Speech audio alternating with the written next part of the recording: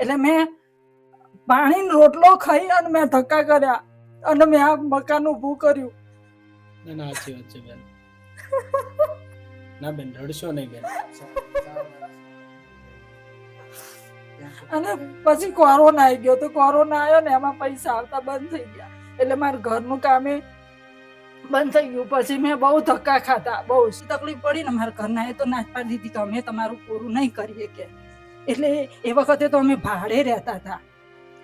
જે ભાડે રહેતા હતા તો મારું ભાડું કેવી રીતના ભરવું? હું ઘરના કામ કરતી હતી બધા.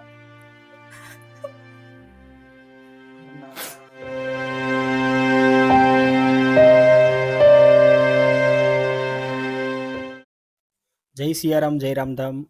હાલ અમે આવ્યા છીએ પરિવારની મુલાકાતે. જે પરિવારની અંદર બેન છે, ભાઈનું અવસાન થયેલું છે અને પુત્ર છે, એક દીકરી છે. બંને દીકરાઓ એના ભણે છે અને બેન મજૂરી કરી અને પોતાના બાળકો માટે જે થતું કામ છે, કહેવાય ને કે માં પેટે પાટા બાંધીને પણ એના માટે જે કામ કરે છે. તો ચલો પરિવાર સાથે વાત કરીએ. શું નામ છે બેન? ગીતાબેન મહેશભાઈ દરજી. તારું નામ દીદી? દરજી કાવ્યા મહેશભાઈ. દરજી કાવ્યા મહેશભાઈ. તારું નામ ભાઈ? દરજી તેજસ મહેશભાઈ. બરોબર છે. અને મારા ભાઈ ક્યાં છે? એટલે એમના ઓફ થઈ ગયે 10મું વર્ષ બેઠું. અમે દરજી કામ કરતા હતા, એના પપ્પા અમારે જેન્ટ્સ કામ કરતા હતા. બરોબર. અને એમને બીમારી હતી, એક વાલની તકલીફ હતી. એટલે એમને નાનપણમાં ઓપરેશન અમારા ઘરના એ ના કરાવડાયું. અને પેલા મને ખબર નહોતી, મારા લગ્ન થયા ત્યારે.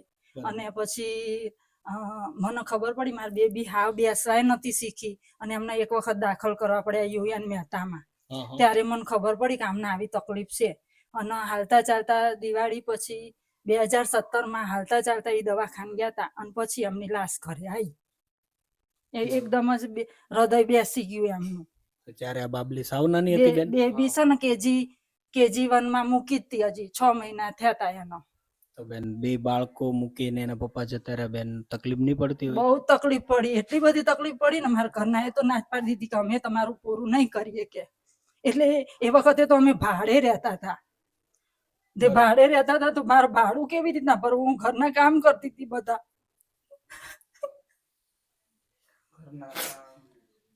પછી બારે કચરા પોતા વાસણ એવું. અને પીરસવા જતી રહેતી હતી. કોક લઈ જાય રસોડા કરવા માટે તો રસોડે જતી રહેતી હતી. પછી નાની માર છોકરી, હવે એને મૂકી મૂકીને હું ક્યાં જાઉં? પછી એક બેનના ત્યાં હું કામ કરતી હતી ને, એમને મને રહેવા ઘર આપ્યું. પણ મારે જયારે કામ બતાવે ને ત્યારે મારે જવું પડે એમના ઘેર કામ કરવા. એટલે મારું આ મકાન મેં લીધું. પછી મને ખબર પડી મારી જોડે એના પપ્પાના મારા ભેગા થયેલા 1.5 લાખ જેવું હતું. આ મકાન મેં 2 લાખમાં લીધું. હાવ તૂટેલી ફોટેલી ઓરડી જ હતી. બરોબર. પછી મેં છે ને, મને આ ફોર્મ ની ખબર પડી આવાસ યોજનાની. એટલે મેં પાણી રોટલો ખાઈ અને મેં ધક્કા કર્યા અને મેં આ મકાન ઊભું કર્યું. ના સાચી વાત છે બેન. ના બેન રડશો નહીં બેન. અને પછી કોરોના આવી ગયો તો કોરોના આવ્યો ને એમાં પૈસા આવતા બંધ થઈ ગયા એટલે મારા ઘરનું કામે બંધ થઈ ગયું. પછી મેં બહુ ધક્કા ખાતા, બહુ જ મામલતદારના પંચાયતના બહુ ધક્કા ખાતા. એમાં પછી બીજા બધાનો સાથ સહકાર પારકાનો હારો મળ્યો એટલે બધા એમને રસ્તો બતાવ્યો. એમ મારું પછી ઘર મારું થયું અને પછી અમે 4 વર્ષથી અહીંયા રહીએ છીએ. અત્યારે બેન કઈ રીતે તમે ઘર ચલાવો છો? હું છે ને રોટલી કરવા જાઉં છું, પાછળ કંપનીમાં મોકલવાની ને રોટલી. તે મને સવારના 150 રૂપિયા મળે અને સાંજે જાઉં ને તો મને 70 રૂપિયા મળે. બરોબર છે. અને બે બાળકો શું કરે છે તમારા? બાળકો તો ભણે છે. કેટલામાં ભણાવો છો ભાઈ તું? હું 12મું પૂરું કરીને કોલેજમાં આવીશ. અને તું બેન કેટલામાં ભણે? 8મામાં આવીશ. 7મું પૂરું કરીને 8મામાં આવશે. તો બેન આની ફી ની બધું કઈ રીતે કરો તમે? ફી ની બધું કરું છું. શું કરું?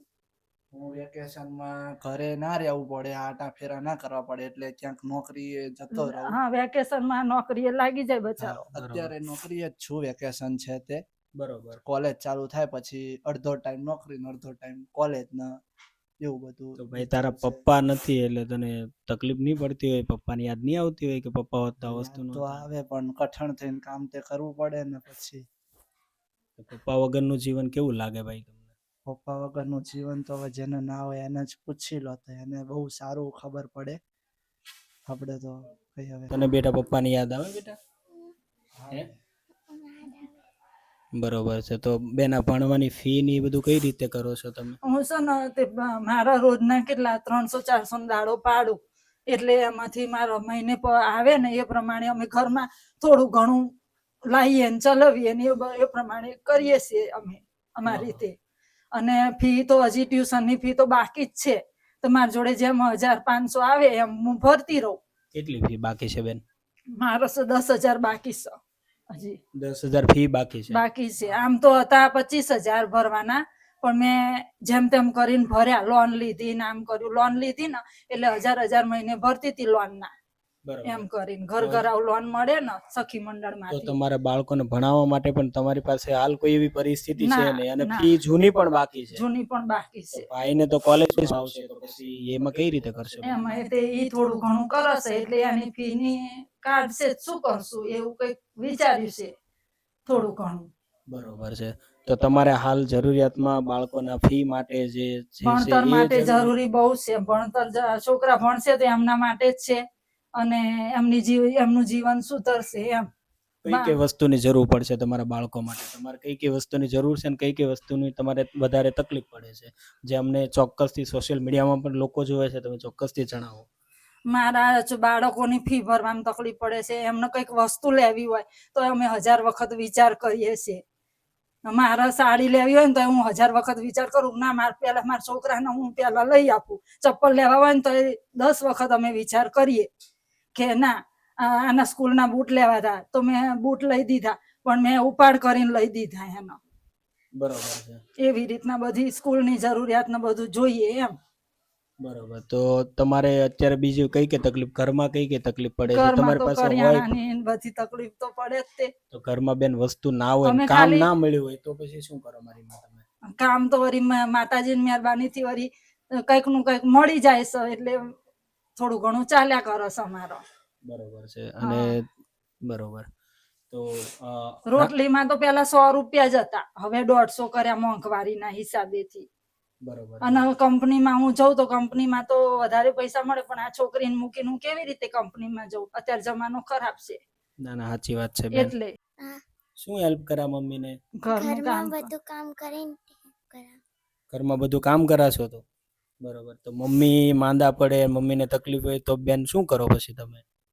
એ બધું બચારી બહુ કામ સેવા કરે છે કરીને મારી. તે પછી મમ્મી માથું દાબી દઉં, દવા આપું. મમ્મીને માથું દાબી દે, દવા આપે.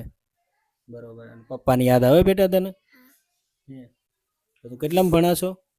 8માં તો સાતમું. તારી પાસે સ્કૂલમાં બધી વસ્તુ છે તારી પાસે? કઈ ઘટે છે તારે બેટા? ના, બધી વસ્તુ છે. બધી વસ્તુ છે. સરસ. અને ભાઈ તારે એજ્યુકેશનમાં શું હેલ્પની જરૂર છે?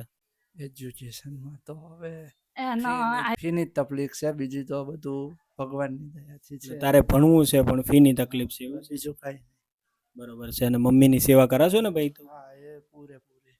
બરોબર છે. હા, મમ્મીને તકલીફ પડે, ક્યારેક ખાજા માંદા હોય તો પછી કઈ રીતે ચલાવો ભાઈ તમે? પછી તો એ થોડું ઘણું મમ્મી કરી દે, બીજું બધું હું કરી નાખું. એક દાડો રજા પાડીને ઘરે રહીને કરીએ કામ, હું ને મારી બેન થઈને. બરોબર છે. નાની બેન છે એટલે તારે એનું પણ ધ્યાન રાખવું હા, પડશે. એનું ધ્યાન રાખવું પડશે. બરોબર. શું માજી તમે શું બેન જણાવતા હતા? ફીનું? એનો તો ફીની તકલીફ છે, એનો તો બીજું કઈ એને ભણવું જ છે. આને ભણવું છે પણ ફીની તકલીફ છે એટલે શું કરીએ? તમે શેના માટે ભણાવો છો તમારા બાળકોને? એમના જીવન માટે, એમનું જીવન સુખેથી જાય. આપણી તો હવે જિંદગી જવા પામી.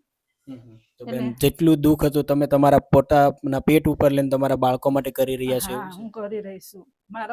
મારા બાળકોને તકલીફ ના પડવી જોઈએ. મને એના પપ્પા ગયા અને પછી તરત મને બધાએ અમારા ઘરના એમ કીધું કે એને ભલે જતું રહેવું હોય તો 2 બાળકો લઈને જતી રહે. પણ હું ક્યાં જાઉં? મારા પિયરમાં એવું પકતું નથી. પિયરેમાં મમ્મી પપ્પા નથી, ભાઈ છે, ભાભી છે, તે તો હવે આપણે કહેવાના બધા એમનું કરે. આપણને 5-25 ગયા હોય તો આપે, બીજું શું આપે? અને એ આઘું છે. અમે કચ્છમાં છીએ ને દરજી, તે કચ્છમાં આઘું છે પિયર, તો 2000 રૂપિયા હોય તાર જઈ શકીએ. બેન એક વસ્તુ તમારી પાસે ચોક્કસ અમને શીખવા જેવી મળી છે.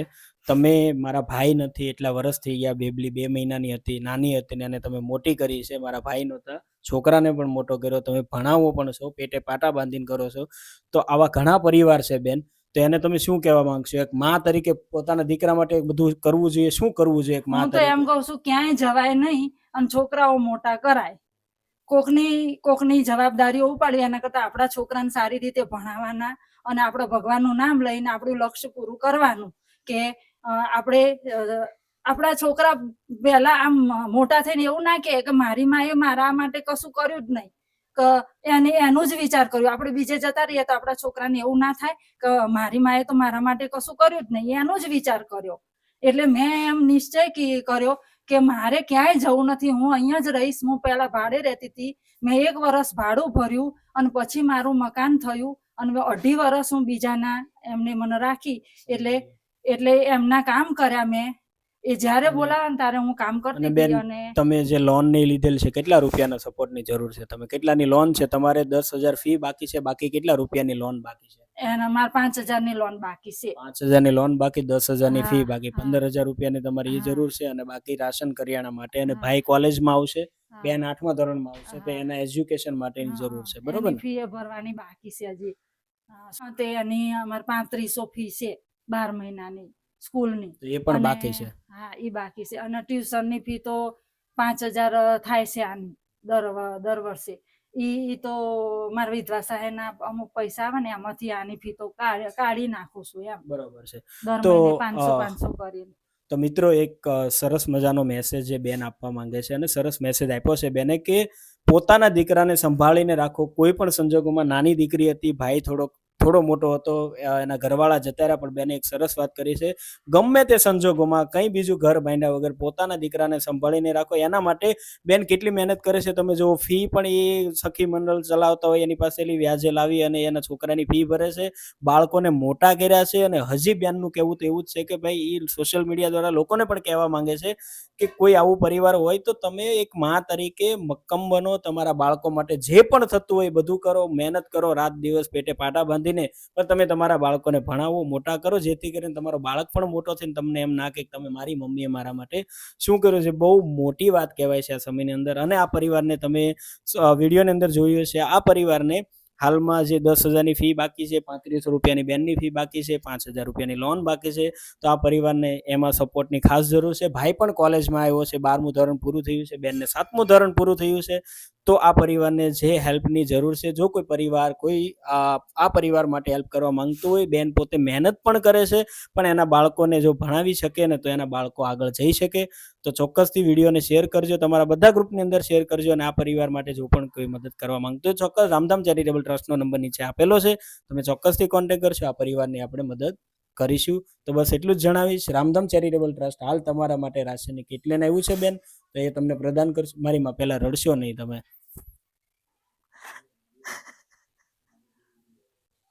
ના બેન, રડશો નહીં.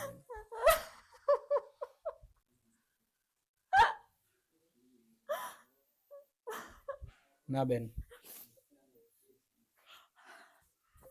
ના બેન, રડશો નહીં. અમે તમારા માટે બેન આવ્યા છીએ અને કરીશું જે થતું એ બધું વસ્તુ કરીશું બેન. તો આ પરિવારને આપણે જે રાશનની કીટ પ્રદાન કરી છે, જેના દાતા છે રામદેવ પીર ગ્રુપ, લોન કોટલાવાળા. તો રામદેવ પીર બાપા એને બહુ આપે અને જીવનમાં સમૃદ્ધ સુખ બનાવે, એનો પરિવારમાં કોઈ દિવસ તકલીફ ના પડે, એવી અમારે અંદરથી ભાવના છે અને અમે અંદરથી તમને એવા આશીર્વાદ આપીએ છીએ. તો બેન, આ કીટના જે દાતા છે રામદેવ ગ્રુપ, તો તમે શું કહેવા માંગશો બેન એને? હું એમને ખૂબ ખૂબ અભિનંદન આપીશ, આશીર્વાદ આપીશ કે એમનું સારું થાય, અમારા માટે વિચાર્યું એટલે એવી મારી શુભેચ્છા છે એમના માટે. ચોક્કસ બેન. હજી પણ આ પરિવારને ઘણી બધી વસ્તુની જરૂર છે. બંને બાળકો ભણે છે, બંને બાળકોના એજ્યુકેશનની ઘણી બધી ફી બાકી છે. લોન પણ માજીએ લીધેલી છે બેને, તો લોન પણ ચૂકવવાની છે. આશરે ગણી શકાય ને તો 25-30 હજાર રૂપિયાની ખાસ જરૂર છે આ પરિવારને. આ પરિવાર માટે જો કોઈ કરવા માંગતો હોય, ચોક્કસથી અમારો ચેરિટીનો નંબર નીચે આપેલો છે. આવી જ રીતે જે આવા પરિવારની મદદ કરતા રહીશું. આવી રીતે તમારા જેવા નાના મોટા જે દાતાઓ છે એના કારણે આપણે આવા પરિવાર સુધી પહોંચી શકીએ છીએ. તો બસ વિડીયોને વધુમાં વધુ શેર કરજો. અને કોઈ તમારી આસપાસ આવા પરિવાર હોય તો ચોક્કસથી રામધામ ચેરિટેબલ ટ્રસ્ટનો કોન્ટેક્ટ કરજો. જય સિયારામ, જય રામધામ.